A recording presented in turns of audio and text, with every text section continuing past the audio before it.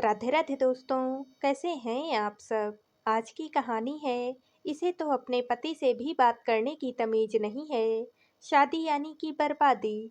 जब उसकी माँ ने उसके सामने उसकी शादी की चर्चा छेड़ी तो सुलेखा ने मुंह बिचकाते हुए कहा था, माँ मुझे शादी नहीं करनी है। मैं हमेशा तुम्हारे साथ रहकर तुम्हारी देखभाल करना चाहती हूँ। नहीं बेटा, ऐसा नहीं कहते हैं। माँ ने बड़ी ही स्नेह भरी नज़रों से अपनी बेटी की ओर देखा। माँ मुझे शादी जैसी रस्मों पर बिल्कुल भी भरोसा नहीं है। विवाह संस्था एकदम खोखली हो चुकी है। आप जरा अपनी ही जिंदगी देखो। शादी के बाद पापा से तुम्हें कौन सा सुख मिला है। पापा ने तो तुम्हें किसी और के लिए तलाक। इतना कहती हुई वह अचानक से रुक गई और फिर आंसू भरे नेत्रों से माँ की ओर देखने लगी। माँ ने दूसरी तरफ मुंह घुमाकर अपने आंसुओं को छिपाने की कोशिश करते हुए बोली, अरे छोड़ो भी इन बातों को। इस वक्त ऐसी बातें नहीं किया करते हैं। और फिर लड़कियां तो होती ही हैं पराया धन। देखना, ससुराल जाकर तुम इतनी खो जाओगी कि तुम्हें अपनी माँ की भी याद कभी नहीं आएगी। और फिर बेटी को गले लगाकर उसके माथे को चूम लिया। मालती अपनी बेटी को बेहद ही प्यार करती हैं। आज 20 वर्ष हो गए उन्हें अपने पति से अलग हुए। जब मालती का अपने पति से तलाक हुआ था, तब सुलेखा सिर्फ और सिर्फ 5 वर्ष की थी। तब से लेकर आज तक उन्होंने सुलेखा को पिता और माँ दोनों का प्यार दिया है। सुलेखा उनकी बेटी ही नहीं, उनकी सुख दुख की साथी भी थी। अपने टीचर की नौकरी से जितना कुछ भी कमाया, वह अपनी बेटी पर ही खर्च किया। अच्छी से अच्छी शिक्षा दीक्षा के साथ साथ उसकी हर जरूरत का ख्याल रखा। मालती ने अपनी बेटी को कभी किसी चीज की कमी नहीं होने दी, भले खुद कितना भी कष्ट झेलना पड़ा हो। आज जब मालती अपनी बेटी से उसकी शादी करके ससुराल विदा करने की बात कर रही थी, तो भी उन्होंने अपने दर्द को अपनी बेटी के आगे जाहिर नहीं होने दिया, ताकि उसे कोई भी कष्ट ना हो। सुलेखा आजाद ख्यालों की लड़की है और उसकी परवरिश भी बेहद ही आधुनिक परिवेश में हुई है। उसकी माँ ने कभी भी किसी बात के लिए उस पर बंदिशें नहीं लगाई। सुलेखा ने अपनी माँ को हमेशा ही स्वतंत्र और संघर्षपूर्ण जीवन बिताते हुए देखा है। ऐसा नहीं है कि उसे अपनी माँ की तकलीफों का अंदाजा नहीं है। वह बहुत ही अच्छी तरह से जानती है कि चाहे कुछ भी हो जाए, कितना भी कष्ट उन्हें झेलना पड़े, वह झेल लेंगी, परंतु अपनी तकलीफ कभी भी उसके समक्ष व्यक्त नहीं करेंगी। सुलेखा की शादी से इस तरह बार बार इनकार करने पर मालती भावुक होकर कहती कि बेटा तू क्यों नहीं समझती है। तुझे लेकर कितने सपने संजो रखे हैं मैंने, और तुम कब तक मेरे साथ रहोगी। एक ना एक दिन तुम्हें इस घर से विदा तो होना ही है। और फिर हंसते हुए वह आगे बोलती हैं, और तुम्हें एक अच्छा जीवन साथी मिले, इसमें मेरा भी तो स्वार्थ छिपा हुआ है। कब तक मैं तुम्हारे साथ रहूंगी। एक ना एक दिन मैं इस दुनिया को भी अलविदा कहूंगी ही ना। फिर तुम अकेली अपनी जिंदगी कैसे काटोगी।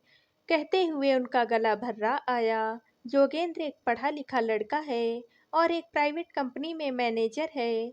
उसके परिवार में उसके माँ बाप, भैया भाभी के अलावा उसकी एक दादी हैं जो 80 या 85 साल की हैं। मालती को अपनी बेटी के लिए यह रिश्ता बहुत ही पसंद आया है। उन्हें लगा कि उनकी बेटी इस भरे पूरे परिवार में खुशहाल जिंदगी जिएगी।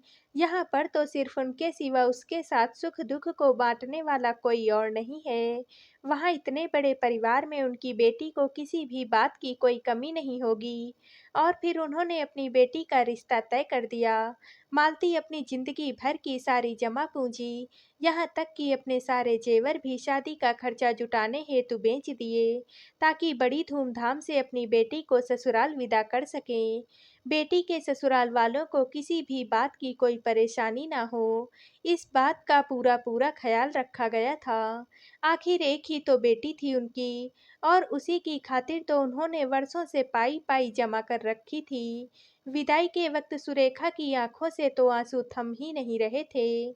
उसने धुंधली आंखों से माँ और उस घर की ओर देखा जिसमें उसका पूरा बचपन बीता था।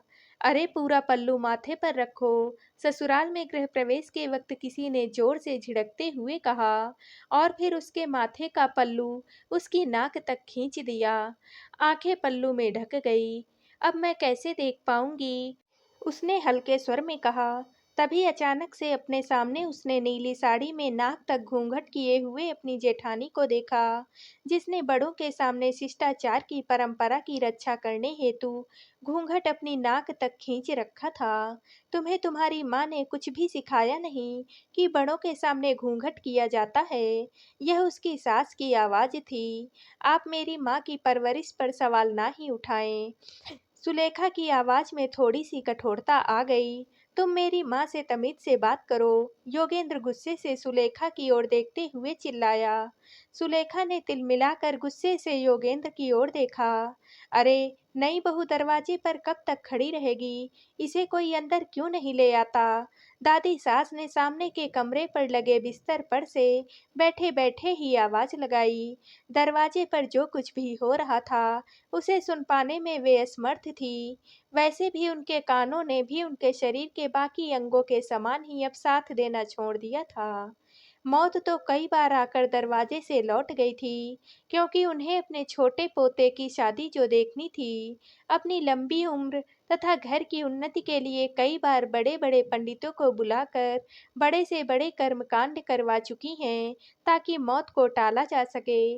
उन्हीं पंडितों में से किसी ने कभी यह भविष्यवाणी की कि उनके छोटे पोते की शादी के बाद उनकी मृत्यु का होना लगभग तय है, और उसे टालने का एकमात्र उपाय यही है कि जिस लड़की की नाक पर तिल हो, उसी लड़की से इनके छोटे पोते की शादी कराई जाए।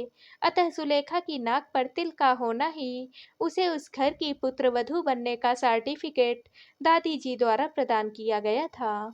अब उन्हें बेचैनी इस बात की हो रही थी कि पंडित जी द्वारा बताए गए मुहूर्त के भीतर ही नई बहू का गृह प्रवेश हो जाना चाहिए, वरना कहीं कुछ अनिष्ट ना हो जाए।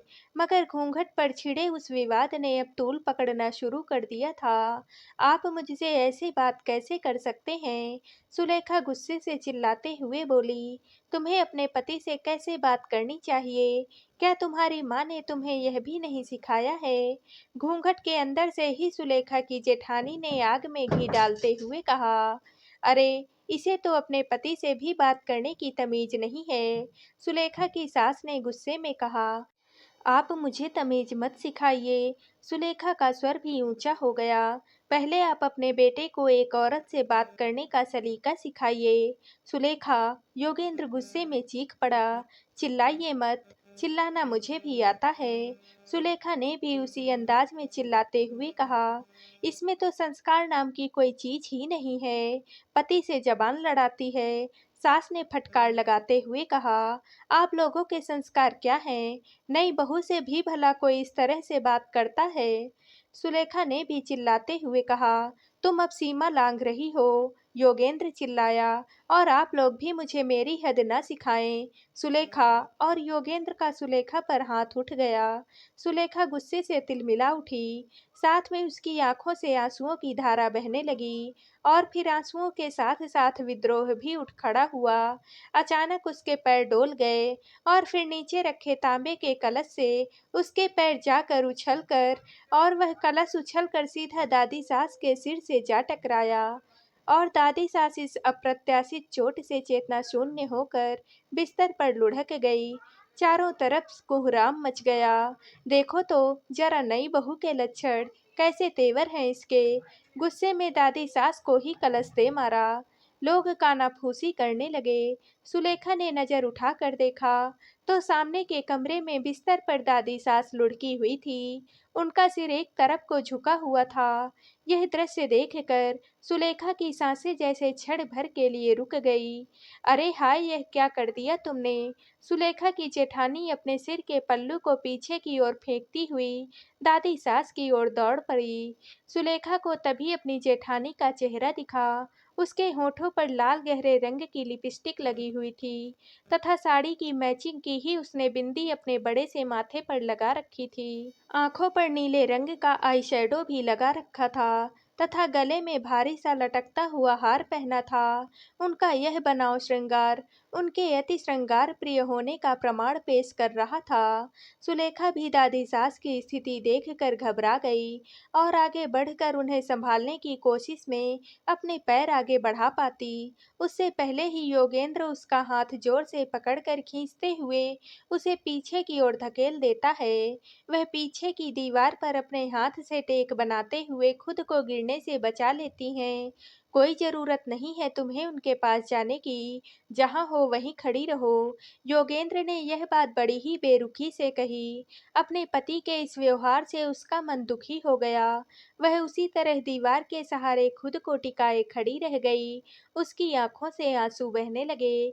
वह मन ही मन सोचने लगी कि जिस रिश्ते की शुरुआत इतने अपमान और दुख के साथ हो रही है, उस रिश्ते में अब आखिर बचा ही क्या है, जो आज नए जीवन की शुरुआत से पहले ही उसका इस कदर अपमान कर रहा है। जिस मानसिकता का प्रदर्शन उसके पति और उनके घरवालों ने किया है, जितनी कुंठित विचारधारा इन सब की है, वैसी मानसिकता के साथ वह अपनी जिंदगी नहीं गुजार पाएगी। उसके लिए अब वहां रुक पाना मुश्किल हुआ जा रहा था।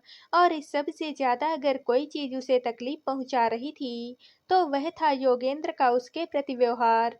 कहाँ तो वह मन में सुंदर सपने संजोए अपनी माँ के घर से विदा हुई थी। अपने जीवन साथी के लिए जिस सुंदर छवि को उसने संजोया था, वह अब एक झटके में ही टूटती बिखरती हुई नजर आ रही थी। सभी तरफ कोहराम मचा हुआ था। तभी कोई डॉक्टर को बुला लाता है। आधा घंटे के निरीक्षण के बाद डॉक्टर बताते हैं कि चिंता की कोई बात नहीं है, सब कुछ ठीक ठाक है, मैंने दवाइयाँ दे दी है, जल्द ही इन्हें होश आ जाएगा। दादी सास मौत के मुंह से बच निकलती हैं। अरे अब क्या वहीं खड़ी रहेगी महारानी, कोई उसे अंदर लेकर आओ। सास ने बड़े ही क्रोध में आवाज लगाई। नहीं, मैं अब इस घर में पैर नहीं रखूंगी। सुलेखा ने दृढ़ता से कहा। क्या कहा? कैसी कुलच्छड़ी है यह? अब और कोई कसर रह गई है क्या? सास ने बड़े ही क्रोध से गरजते हुए कहा। अब ज्यादा नाटक मत करो, चलो अंदर चलो। योगेंद्र ने उसका हाथ जोर से खींचकर कहा। नहीं, मैं अब आपके घर में एक पल के लिए भी नहीं रुकूंगी। इतना कहकर सुलेखा ने एक झटके में योगेंद्र के हाथ से अपना हाथ छुड़ा लिया। जिस व्यक्ति ने मेरे ऊपर हाथ उठाया, जिसके घर में मेरी इतनी बेइज्जती हुई, अब मैं वहां एक पल भी नहीं रुक सकती। कहते हुए सुलेखा दरवाजे से बाहर निकलकर अपनी माँ के घर के लिए चल दी। सुलेखा मन ही मन सोचती जा रही थी कि जिस रिश्ते में सम्मान नहीं, उसे मैं भला पूरी उम्र कैसे निभा पाऊंगी। जो परंपरा एक औरत के खुलकर जीने पर भी पाबंदी लगा दे, जिस रिश्ते में पति जैसा चाहे वैसा सुलूक करे और पत्नी के मुंह खोलने पर भी पाबंदी हो, वैसे रिश्ते से तो अकेले ही जिंदगी जीना बेहतर है। माँ ने तो सारी जिंदगी अकेले ही काटी है ना, बिना पापा के सहारे के। उन्होंने तो मेरे लिए अपनी सारी खुशियों का बलिदान किया है। सारी उम्र उन्होंने मुझे सहारा दिया है। अब मैं भी उन्हीं का सहारा बनूंगी। तो दोस्तों, आप सबको यह कहानी कैसी लगी? कमेंट करके ज़रूर बताइएगा और वीडियो को लाइक व शेयर कीजिएगा। दोस्तों, अगर आप इस चैनल पर नए हैं और अब तक आपने हमारे चैनल को सब्सक्राइब नहीं किया है, तो प्लीज़ और कहानियों से जुड़ने के लिए हमारे चैनल को सब्सक्राइब कर लीजिएगा। कल मिलते हैं एक और नई कहानी के साथ। आप सभी का बहुत बहुत धन्यवाद।